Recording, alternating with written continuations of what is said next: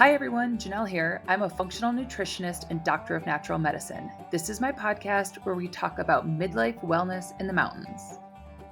Today, functional nutritionist and dear friend of mine, Kate Smith, is back to discuss blood sugar at midlife. We talk about how our modern world makes optimal blood sugar difficult for all of us and how this intensifies at midlife. Kate and I both had to address blood sugar in perimenopause to help reduce pesky symptoms like headaches, fatigue, afternoon bonking, insomnia, hot flashes, and weight gain. At the end, Kate gives us 3 easy steps to jump in with to start addressing things. I hope you enjoy this talk. If you do, please share it with a friend who wants to understand their body and improve how they feel.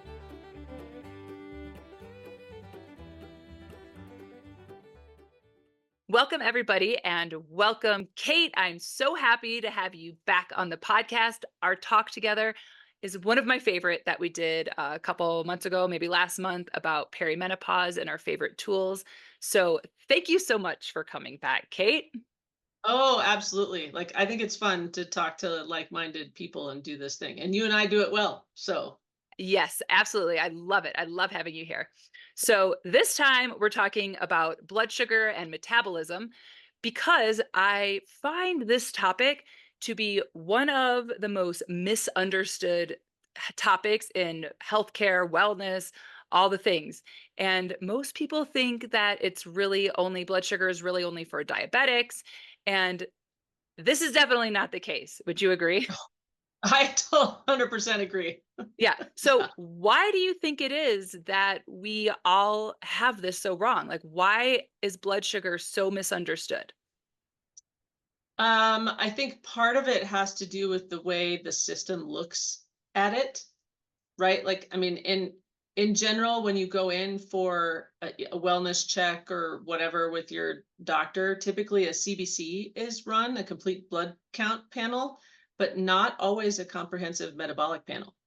So people are missing the early, even like somebody who's kind of tuned in to numbers are missing that early information of, oh, my fasting glucose is trending up and up and up and up, that it's not a thing, right? Like, it just, I think that's one of the reasons, is that it's not something that is consistently looked at as a trend item early on enough before some of the damage has already been done, right? Yeah, I agree. Like, we're waiting until, or physicians are waiting until there's a disease to name and Yeah. then, yeah, have a Mhm. medication for. But Right. there's, yeah, what you said, there's this whole time period before where we can see dysregulation. And even, you don't even see it all the time Oh, in A1C, all the imbalances that can really happen that can cause those day-to-day symptoms. So I think that's a good well, point.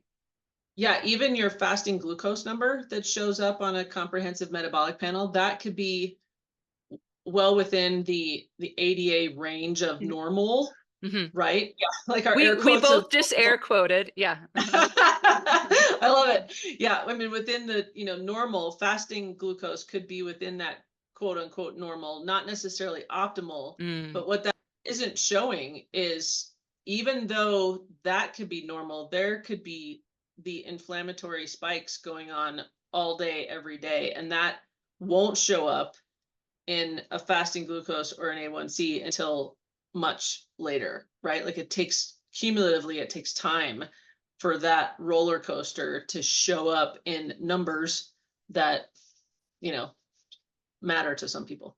Yeah, I think you made two really good points there. We both are mountain women and we work with a lot of people who want to function optimally. They want to have Right. great health. They do not want to just have normal health. They want to Right. function really well. Normal. Yeah, yeah. Yeah. And so that's one thing because there's a lot of room in there for getting away from feeling optimal. And then also you made a good point in the numbers of blood work because not only does it not only always show up, but sometimes it never shows up in blood work and it shows up in your body. It shows up in your Right. symptoms. It shows up in your energy. It shows up in your mood. It shows up in your sleep. And so fine tuning that just really can help so many different things. So I Yeah. think, All of those symptoms that you just mentioned is your body trying to tell you that something is not Right, right. And that could be as simple as, hey, I'm telling you this, like you aren't feeling well because you're on this glucose roller coaster. Please get me off of it. Yeah, so Kate, why don't you jump into that? What are some of the symptoms that telling you that your blood sugar might be dysregulated? You want the long list or the short list? Whatever, just jump in. We'll see where we Right? go. I know. I mean, the like needing to eat every 2 hours Yes. is something very simple, right? That's not even a like disease type state or a painful thing. Just needing to eat every 2 hours is one of them. Cravings for sweet stuff on a regular basis, especially in that, shorter eating window type of thing. Being tired all the time, like chronic fatigue, especially hitting a slump, an energy slump mid-afternoon, like 3 o'clock in the afternoon or so. That can be a blood sugar thing. Poor sleep can be blood sugar dysregulation. Um, Having trouble recovering from colds or viruses or infections of any sort.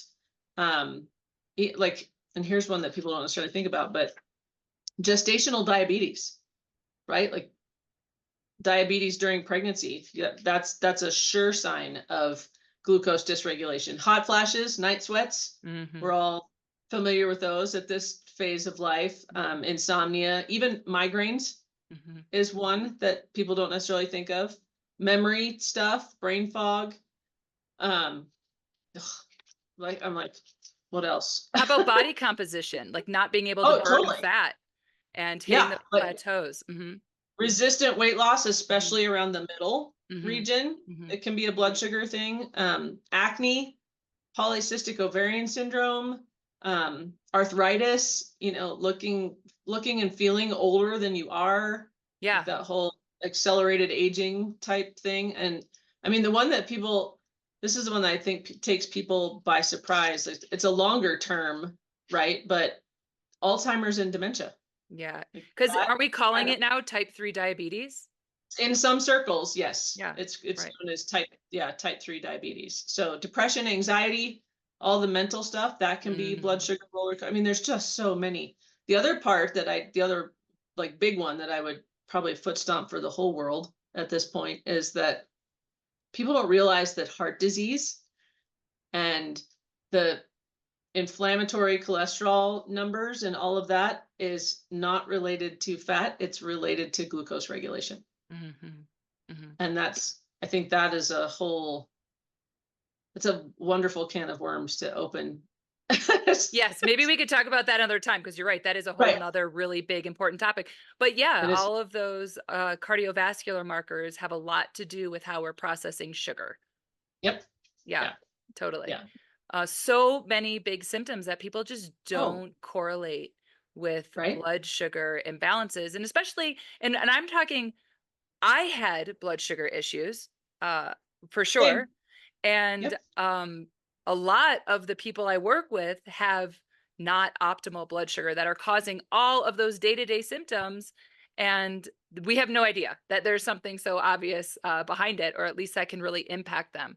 So I think Right. those are That's really why good. it's one of our three non-negotiables, Yeah. right? Yes. Sleep, Yes. food, blood sugar. Yeah, you got to dial those first if you're working on anything for sure. So I'm sure you see this too because we both work in clinics, but I see so many people grasping for a quick fix or, what can I take for this? Like, Janelle, what can I take for anxiety? Even if it's like they're looking for an herb or a supplement, what can I take Right. for headaches? What can I take for stubborn weight gain? All of these symptoms that are connected to blood sugar, and I Yeah. get it because we don't want to feel like crap, and the more crap we feel, we want a quick fix. We want that to happen, but that's just not Yeah. how our body works by any means. So in functional medicine, we often talk about the roots of health.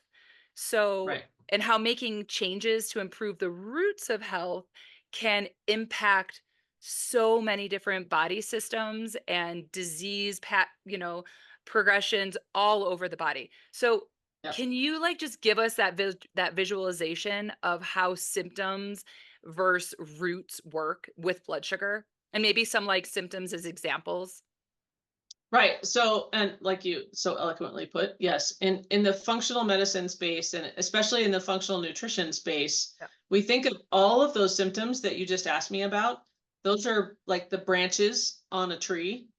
And as just like you were talking about, like, give me the supplement for this or give me the pill for that. Like all that's doing is say one of those branches on that tree is migraines, right? And asking for the quick something, all that does is cut the branch off, but that doesn't mean that it's not going to grow and infect another branch, right? And so to make the overall tree healthier and all those branches healthier, we have to work on the roots that are in soil because that's where the health of the tree resides. And so in doing so, that's where we look at um, what are we bathing our genes in? How is our digestion working? How much inflammation is there? And blood sugar plays a part in all of those things because blood sugar can, if dysregulated glucose can affect digestion, completely messes with the microbiome if there's too much glucose at any given time, right? Too much glucose and too much insulin cause inflammation. So that's one of the other roots, right? And just because somebody was dealt the cards of, well, my dad had type 2 diabetes, so I'm destined to have the same. We know through epigenetics that that's not the case, but it is one of the key factors in all three of the roots that affect the health of the whole tree.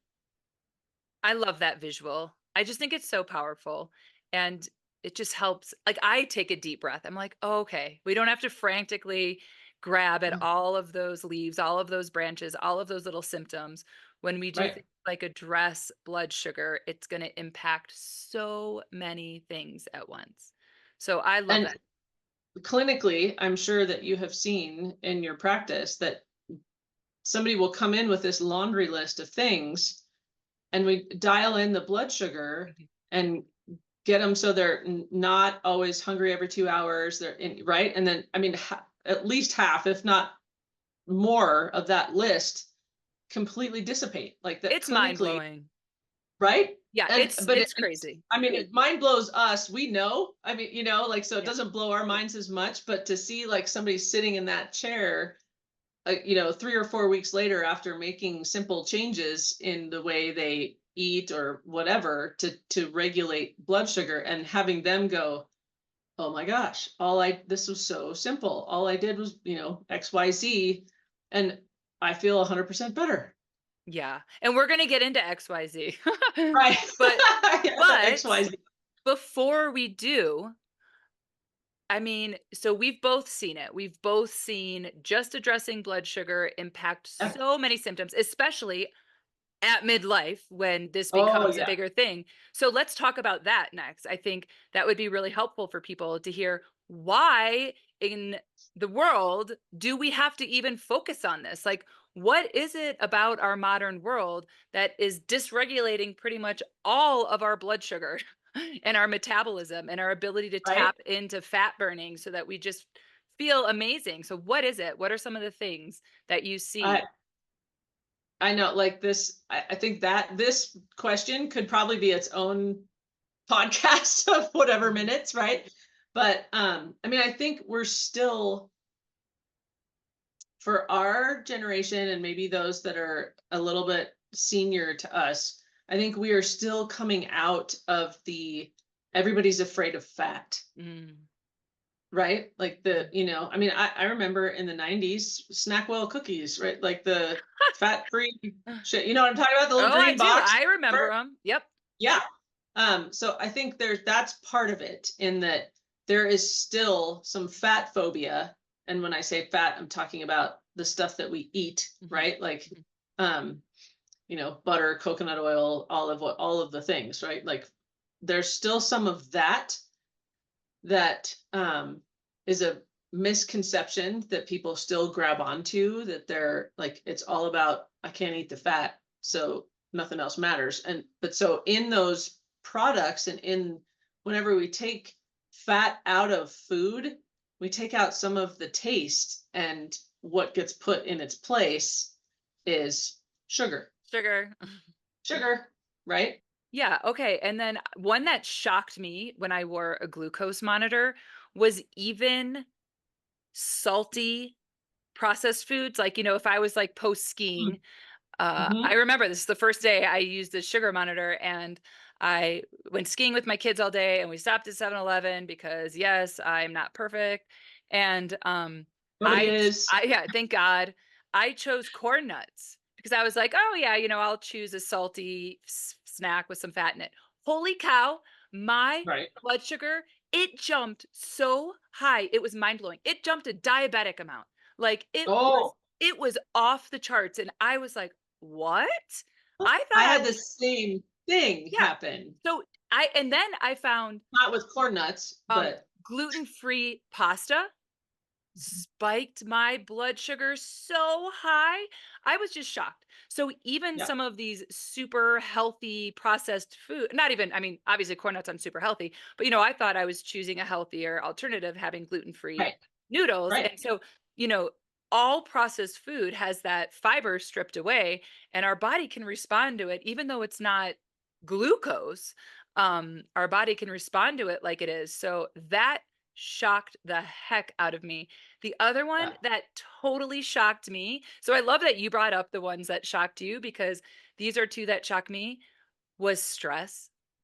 I Mm. mean, Oh, yeah. When you I wore can my have CGM, it was nuts. dysregulated blood sugar if you are eating a perfect diet, if you But you're are stressed out running all the time. every day, but if you are stressed out, you can have dysregulated blood sugar, and that, I Yep. think, blew my mind. I think it blows other people's minds. It's amazing because of that relationship between cortisol and glucose. You just can't take those 2 Oh, apart. nope, you can't. Yep. I had the same thing happen where I'm like, okay, it's not perfect, but my kid had to be somewhere and Jersey Mike's makes gluten-free subs. But I'm like, I have protein in there because there's a ton of turkey and I had them put mayonnaise on it as some fat, and I've got the lettuce and right and as many veggies as they can throw on there, thinking, okay, have some protein, fat, and fiber on my Jersey Mike's Right, sub. right. That was the highest Yeah. spike I had when I was wearing my CGM, was from that. Even though thinking through, I'm like, okay, I gotta keep it gluten free, and I've got all the other things that are supposed to be on it. To Right, same thing, right. diabetic level spikes. Yeah, That's what I'm saying, like, our modern world, we are, like, very health conscious, very right. educated people, and it got me, for sure, absolutely. What about Yeah. sleep? Yeah, because there's all kinds of science that shows when you have a lesser night of sleep, I'll just call it that, like, right, whether it's shorter or really broken, that you're dysregulated the whole next day. Even when you try really hard to eat all the things or do all the things that keep your curve small, that sleep deprivation, like 5 hours or less, messes with your glucose regulation the whole rest of the day. Not to mention it makes you crave all the things, right? Because you're tired. So, but even without the craving and eating part, a sleep deprivation or a super broken night of sleep completely messes with your glucose regulation for the next at least day, if not more. It's crazy. I can feel that now that I've seen all that research. I can definitely feel my cravings all over the place Yeah. after I have a bad night's sleep because of that direct dysregulation of blood sugar and changes that sensitivity to insulin. What about snacks? But what about them? Like having snacks all day. Oh, like just snacking all day instead of Yeah. eating. Yeah, I mean that's a recipe for disaster right there. Even like that, like even if you're trying to put together a protein, fat, and fiber snack, you're still going to find yourself wanting to eat every 2 to 3 hours, which means that your glucose is dysregulated. It means yeah, exactly. Dysregulate. It's a high all day. Yep. And that's All gonna day. yeah, that's gonna impact how sensitive you are to insulin. And I have people who are like, "Yeah, I eat every 2 hours, otherwise I bonk." And I'm like, "Okay, I'm not saying, like, everyone should stop snacking right away because it's a crutch. Sometimes we Yeah. need it. I mean, we do need it, but we need to seduce our metabolism back into not needing the snack. So the snack is Nice a choice of crutch. words. Yeah, I love throwing in seduction whenever I Right? can. Seduced by Yes. metabolism. Yes, I love it. It sounds so much sexier than stop snacking. Right? Yeah. Ugh. Yeah, it's true. I Um, might have to steal that. yeah, and then even that, like, has a impact on the microbiome and it and digestion and motility, and then that all impacts blood sugar. It's like everything is so darn connected, Kate. Yes, it is. And the motility part was something I found really interesting when I kind of dove into the research a little bit, that your body requires a space of time between eating and the next meal. And I think it is a minimum of like 4 hours. 4 hours, yeah. Yeah, 4 hours just for things to move through the digestive system so that when it's time to eliminate, they're ready to eliminate. And then it's ready for food to happen again. So the whole peristalsis movement through the entire GI tract takes that 4 hours. And if you're cramming stuff in there every 2 to 3 hours, like you're never giving your digestive system time to rest and really complete its full cycle of the job it's supposed to do. Yeah, exactly. That is so true. And such a good point, even on the microbiome level, because I think it's so cool that some of our microbes need that same time because they have to stop being fed. And when they're Yeah, stop being fed, they produce these metabolites. And then there's these really important bacteria in our body that have to eat those metabolites that the other bacteria made in order to grow. And we really want them to grow. And if we're feeding our body all the time, that right. whole group of bacteria that we need for health in a billion ways, check out the microbiome podcasts, but don't happen. And that those microbes even impact how we process glucose. Oh, yeah, Oh yeah. absolutely. Like I know, there's right? no cheat. There's no cheat, but there are very clear steps, right? Yeah. Yes. I mean, yeah, there's Segue. lots of clear steps. I don't think we have time to go through all of No, no, them, no. We but can't go through all of them. And before we even go there, we'll just do a few. But before we even go there, let's talk about briefly how this changes at midlife. So, oh, like even if you were pretty metabolically fine and you worked it out, everything was fine, and then boom, you hit your 40s, which yeah. is our other favorite topic, you and I, Yeah, and your absolutely. Could talk 50s, about that all day long. what does your metabolism change? It does, and it's the biggest reason is because our hormones drop drastically. I mean, or they're all over the place, but the amount of specifically estrogen, but the amount of estrogen that we have floating around the body is directly related to how sensitive we are to insulin. And so if we are on a glucose roller coaster during this transition, then we become less and less insulin sensitive, which means when we eat something sweet or starchy and have that spike, we require more and more and more insulin to bring our body back into homeostasis, which is what it wants to be in that state. But it's just like if somebody has, for a while they were drinking a cup of coffee to wake up, and then that one cup of coffee didn't work, so then they needed two to wake up, right? It's the same kind of analogy, that I need this little bit of insulin for this glucose spike. Now I need a little bit more insulin for the same glucose spike, because as we go through this transition and the amount of estrogen flowing is less, we become less insulin sensitive and therefore need more, and that's what just continues to stack onto itself. That was And such a good insulin, description. oh, thanks. Yeah, and I love that analogy of the coffee. I think that's gonna make sense to a lot of people. I think that's a really good analogy, and then when that gets so high, we're also gonna have more drops because when Yep. we're way up here and we have more insulin, then we're gonna drop more, and that's where we're gonna kick into all those symptoms you talked about earlier, like bonking, brain fog, headaches, anxiety, hot flashes, insomnia. Um, Yeah. it's that dysregulated curve that causes so many of those symptoms, and especially so many of those symptoms that we associate with midlife. Those Right. That we perimenopause, menopause. right. Oh, it's my hormones. I need hormones. Somebody give me hormones to take care of all of my symptoms. When in fact, all you may have to do is just work on your glucose regulation. Booyah, girl. It's amazing. I love it because it is so effective and people feel so much better when they do. So what about I you? know, right? Did you have any personal experience with this? Or like some people are lucky and they don't have as much, but did you have dysregulated blood sugar at all that you had to work on in midlife? Yeah, and it was one of those things where it was something that I didn't necessarily realize was going on, right? Until I got like kind of dove into the research to really kind of figure out like, okay, what is happening? Why is all this going on? When I dug into glucose a little bit more, um, my biggest issue, I mean, other than fibroids, but that was a whole nother We've like talked that about was that. right. That was not related to glucose. The biggest thing for me during this transition was like, I should say there's two.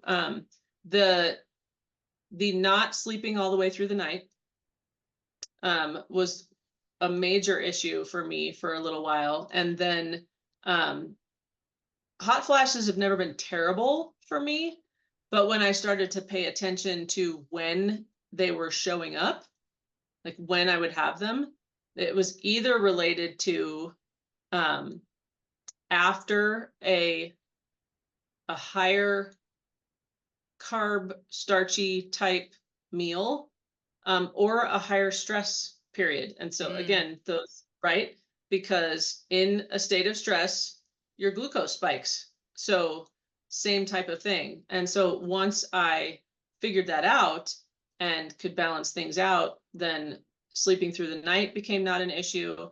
Hot flashes still happen occasionally, but they're not debilitating and they're not nearly as often as they were, 9 months ago. Wow. Okay. So you did find that dialing your blood sugar out contributed to feeling better for yourself. Absolutely. Yeah, Yeah. that's Yeah. awesome. Yeah, I definitely did too. And I both of us actually went through a lot of perimenopause after we were trained in all this. And so Yes. I find that it's so fun. I mean, it's I don't know, funny, ironic, whatever, that it still shocked me because I was the same. I stopped sleeping through the night. I got anxiety and hot flashes and also weight gain. Mm. So I was doing nothing different and I was gaining that midsection weight. And I didn't actually even really set in until I did do a continuous glucose monitor. And I was all, whoa, I saw those glucose Right. spikes. And then I just did exactly what I have my clients and patients do. I know, right? And I mean, not like right away, but like pretty quickly, I started to feel better. And then, look at like you were describing when I worked on that route, and just like so many of my symptoms just absolutely calmed down and came back into balance. I mean, and so I would not have guessed that my thing was blood sugar as an athlete who eats healthy and takes care Right? of myself. But, Yeah. um, but yeah, so I think it's so fascinating that we both have had struggles here and also felt the benefits of making change. So I love that. Okay, so should we go there? Should we? I had so many other questions I wanted to ask you, but we're almost out of time. Let's just say I would just love to know maybe just three things that you would recommend people start doing to optimize their blood sugar. Okay. So interestingly enough, one of the first things, I mean, honestly, I've got to go back to the first thing would be make sure every time you eat, there is protein, fat, and some type of fiber in that meal or snack, period. Period. Great. I love Like that. straight up. And that's, I mean, that's a basic for a lot of things, but it's directly related to blood sugar regulation because if you're only having a muffin for breakfast, that's a guaranteed glucose spike, right? But put some eggs, put some butter on that muffin and have some eggs alongside of it. And that, I mean, that's, yeah, protein, healthy fat, and fiber in that meal is in any meal or any snack would be the first place that I go. So what fiber would you put in that meal? I would like scramble my eggs with some spinach. Boom. Great. Love it. Yeah. Awesome. Okay. And then one of the things that I learned, which I thought was really interesting, was actually eating. So you've got your protein, healthy fat, and we'll just say veggies, right? Eating those foods in a specific order makes a difference on your body's reaction to the glucose in the meal. So I That don't know sounds if like magic, Kate. it is magic. It totally is magic. Science is magic. Right? Because I mean, we were trained in protein, fat, and fiber, right? So I've been doing that for a really long time. Like, so that was something that was like, okay, yes, I know I need to do that. But I didn't actually figure that out until I kind of read into it a little bit more. But eating Thank you, your foods, Jessie. right? I know. Thank you, Jessie. Yeah. She's awesome. We're not going to say her Eating, last name. no, but, you know, We know who she is. Yep. Eating foods in the right order made a difference. Like it totally made a difference. And when once you read through it, like once you understand it, you're like, oh, that makes total sense, right? Like if you eat the starchy thing first, then that gets digested super fast and spikes your blood sugar even before the rest of the stuff gets in there. But if you eat your veggies first from whatever your meal is, right? Have some of your veggies first. The fiber in the veggies coats the intestines and makes everything that comes afterwards get absorbed slower, including the starchy thing that you put at the end of your meal. Like that was the next thing I did was I ate some veggies first, not necessarily even all of them that were part of my meal, but ate some veggies first, then the protein and the fat, and whatever starchy sweet thing that I was having with that meal, I had at the end. Brilliant. Love it. Yep. Great. Yeah. All right. What's the third one? Moving after eating. Great. Great recommendation. So Yep. what does that mean? We have, what could that look like? 10 minutes of something. That could be vacuuming after a meal, or we have a little kind of like an L-shaped, like I call it a loop here at my house that takes 12 to 15 minutes, depending on whether I'm in a fast mood or a slow walking mood. But I just walk that loop and it's 12 to 15 minutes. And that's all you need is 10 minutes of activity after a meal, even within 90 minutes of the meal. Like if you're doing it sometime within 90 minutes of the meal, your muscles are your ally in that they are using the glucose that you just had. As opposed to if you sit, the glucose has no place to go. So you get the spike, then you get the storage of the fat on the liver, and that's a whole nother thing, right? But if you just use your muscles for 10 minutes after you eat, then the spike is dramatically lower. And I watched it when I did the CGM experiment on myself. I love it. Those are 3 really, really powerful steps. And the crazy cool thing, probably the reason you love working with blood sugar too, it's the reason I love working with blood sugar, is because there really are so many practical, tangible, concrete steps. And that is a really good, top just to get started. And just doing those things alone will make a big difference. And then there's just like so many powerful ways to impact your blood sugar and feel better pretty immediately. So and notice that I didn't say, oh, it was this supplement that I yeah, did. Yeah. These are free things. These are free. Like, there's so many totally free free. things. Yeah, Yep. Totally. Great. Those are really wonderful. Thank you for sharing those. And just like to wrap things up, Kate, what would you hope everybody, just one thing that everyone understood about blood sugar? Like start there. Yeah, do it. That's, like the whole Nike commercial. There's so many things that are tied to it that like don't discount that you might have dysregulated glucose, even if your hemoglobin A1C is normal and your fasting glucose is normal. Go get a $35 finger prick thing at Walgreens and give it a shot. But yeah, just don't don't discredit that it may be out of whack for you, even if some other numbers show that everything's fine. Especially at midlife, right? I think that is a Yes. really great message, Kate. I think stay curious, try it and see how you feel because I'd put money on that most people are going to Oh, feel a lot better. right. Yeah, That's like a guaranteed win at the craps table right there. absolutely. And that's what we're going for. Guaranteed wins. Right. Kate, I love you. I love talking with you. Thank you so much. You're always welcome here. It is a pleasure to have you. Thanks so much. I got you, sister. These are super fun. I love Yep, them. I'm going to link all your info again in the show notes and on my website. So please.